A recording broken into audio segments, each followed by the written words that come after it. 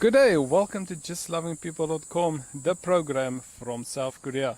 This week, I've got Nathan. Nathan, welcome to the show. Hey, thank you for having me. It's a pleasure and honor to be on the show.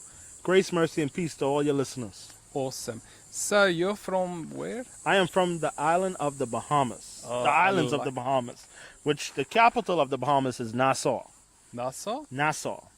Yes. Okay. I've never been there, and It's so a so beautiful most of our place. listeners, tell us about the Bahamas. The Bahamas is made up of over 700 islands and keys. Sure. Right. I live on the capital, which is Nassau, New Providence, and we're made of over 350,000 people. 350,000? Yeah, not big at all, but 350,000 people.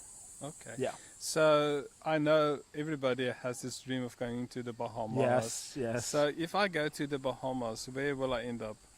Is it near your house, or is it on the other side of town? Well, Where is it? The island I live on is only 21 by 7 miles long, so there's nothing really far.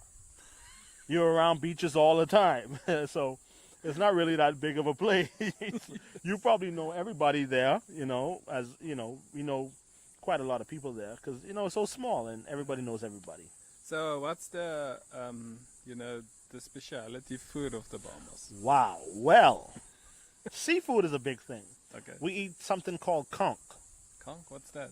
It's a sea mollusk, or how to put it, sea cucumber. Okay. It's something like that. But we either fry it, roast it, and we batter it or whatever like that. So it's a fried seafood.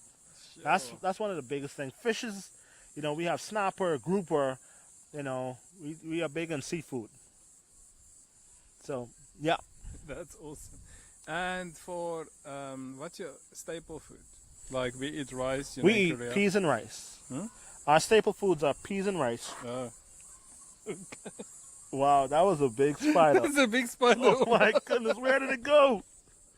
Isn't that funny? Well, this is Korea. This is live. This is Korea. This is Yeah. nothing in the studio. No, the reason why we do this, it was It was funny, yeah. while we were talking, this huge spider just climbed out of me, and I just tried to remove it quietly, and he saw it, and he lost his pose. Anyways, I'm not going to stop this recording because we want to bring you the liveness of Korea. Yes. Over here, the kiddies and the things in the background. We've got a daycare near us. We've got the bugs here. We're sitting at this awesome spot. I love this Korean mountains that we broadcast from. Anyways, what were we talking about? We're talking about Bahamas. Yeah, Continue. so, what's the staple food? Yeah. We cook this thing called peas and rice. Peas and rice, coleslaw, macaroni. We cook macaroni different from Americans. Sure. We bake it, and it's like more seasoning. Oh, And and chicken is a big thing. The way we cook it, it's different. So Bahama people, are they laid back? yeah, you're on an island. Of course you're laid back. Nothing is really, fast paced. You're on an island. But, in our own rights, we have our own speed, Okay. But to other people, man, y'all laid back. But to us, it's kind of, we move on an island time ish. Like I'm coming 7:30 ish, like that. So it's always. So 7:30 ish means 10-ish. Maybe. Maybe. That sounds like Africa. I'm from South Africa. Okay. And we we're on time, but ish. But here in Korea, we pali pali.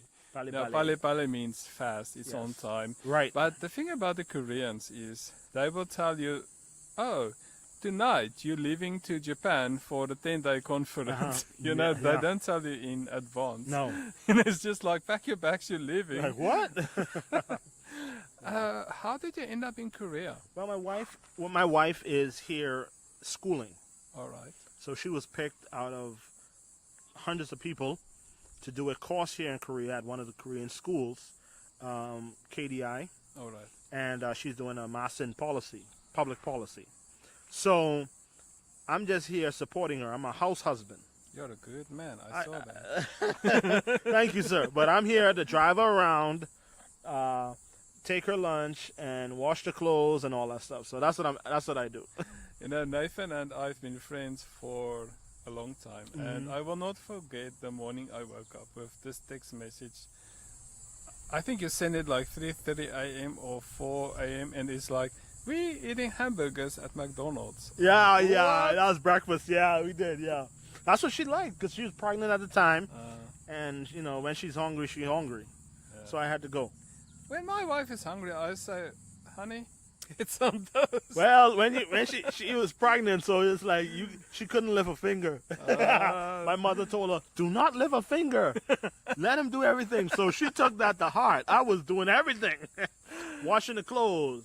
I had to go cook the food. But hey, but I gained appreciation for women, Oh, you did. wives. You know, they do a lot. My mother, I think about what all she went through pregnant with me, and I gained a new appreciation for women and all that. So I believe your mother is that praying mother Yeah, she is. on She her is. knees all the time. I remember as a boy, 6 a.m. every morning, my mother would go into the bathroom and pray.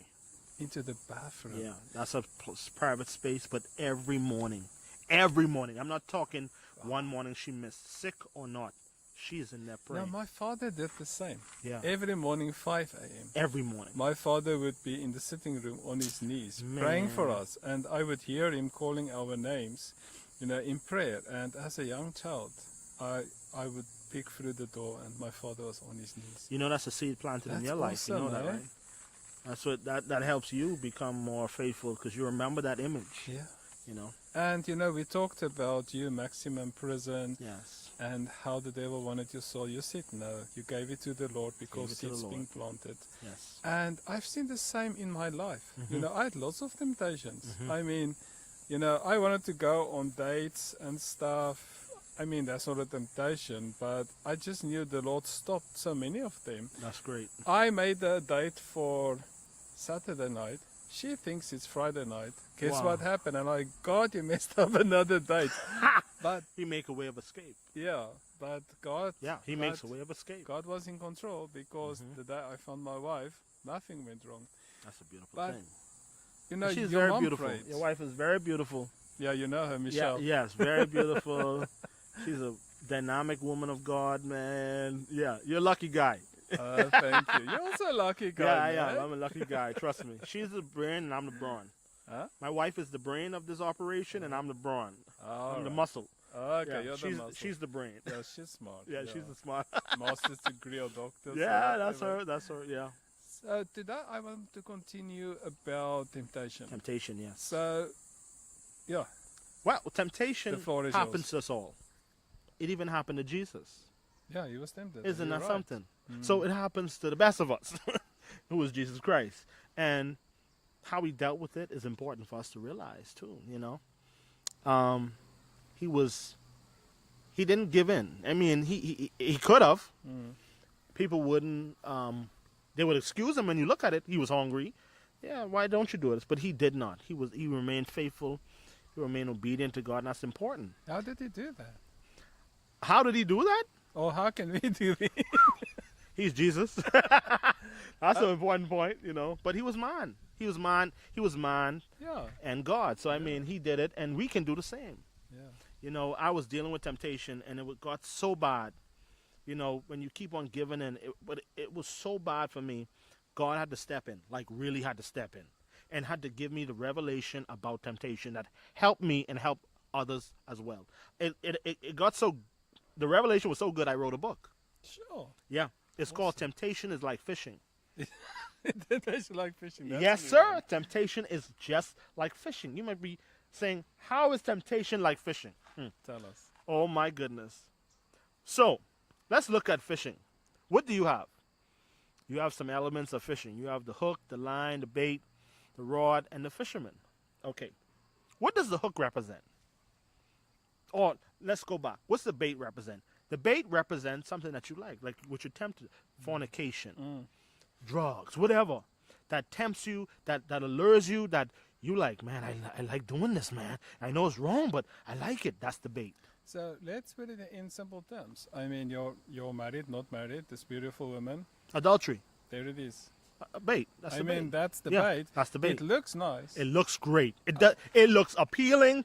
It smells good. It looks good. It tastes. Man, trust me. Sin is not is not appealing. It's appealing. It is Sinful appealing. stuff is appealing, man. That's why it's so tempting. When you look at a fish, you think the fish is gonna bite on a rock. No, he's gonna bite on something that he likes.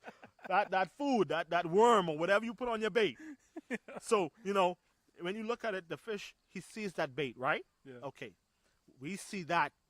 We see that sexy woman. We see this. You see that. We see whatever sin that you're dealing with. Okay.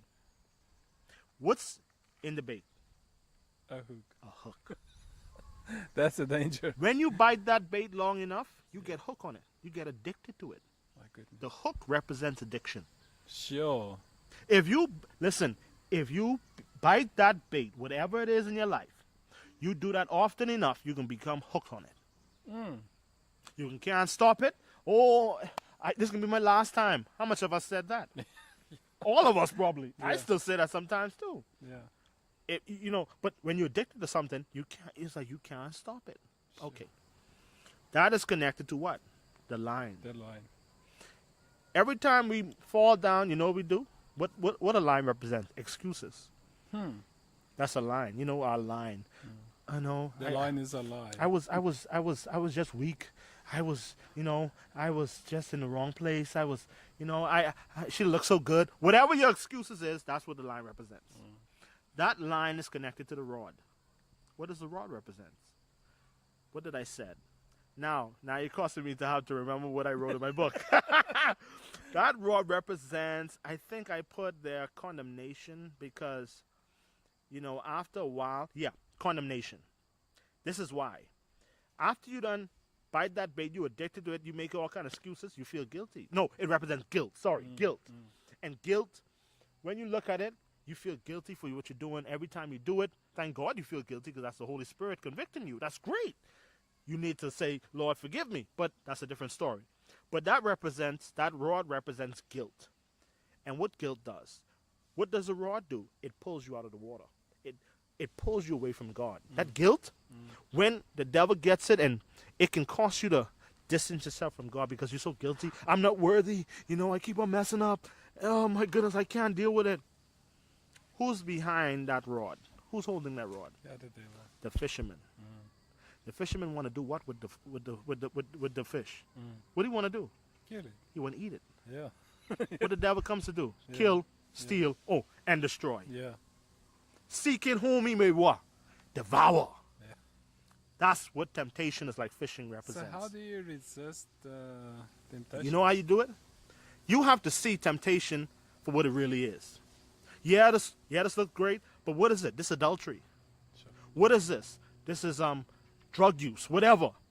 And you got to remember who's behind the temptation. I don't care how sweet it looks. I don't care what it looks like. Always understand who's behind this temptation. The devil. What is he there for? To be a friend? No. He's there to destroy your life. Sure. He's there to devour you. He's there to kill you ultimately. Yeah. So you always got to when you look at temptation, look at the end result. Look at the person behind it. Look at what's going on behind the scene. Not just look at the bait. Because the bait looks good. But trust me, when you bite that, you're going to be hooked. It's going to cause you to go and pull away from God. So temptation is like fishing. Be careful. That's a good one. Well, we're out of time. What? How is it possible? Yeah, it's possible. It's possible. Yeah, Just Loving People is the name of the program. The website, also justlovingpeople.com. If you missed this week's episodes, you missed a lot. Please go to justlovingpeople.com. And you can listen to our podcast. Please subscribe. You can also watch our latest movie made here in Seoul. It's going up today on YouTube. It's free to watch. And we would love to have you just to join us for this experiences we're having here in South Korea. Yep. We're out of time. We will be back tomorrow. God bless. Goodbye. Goodbye.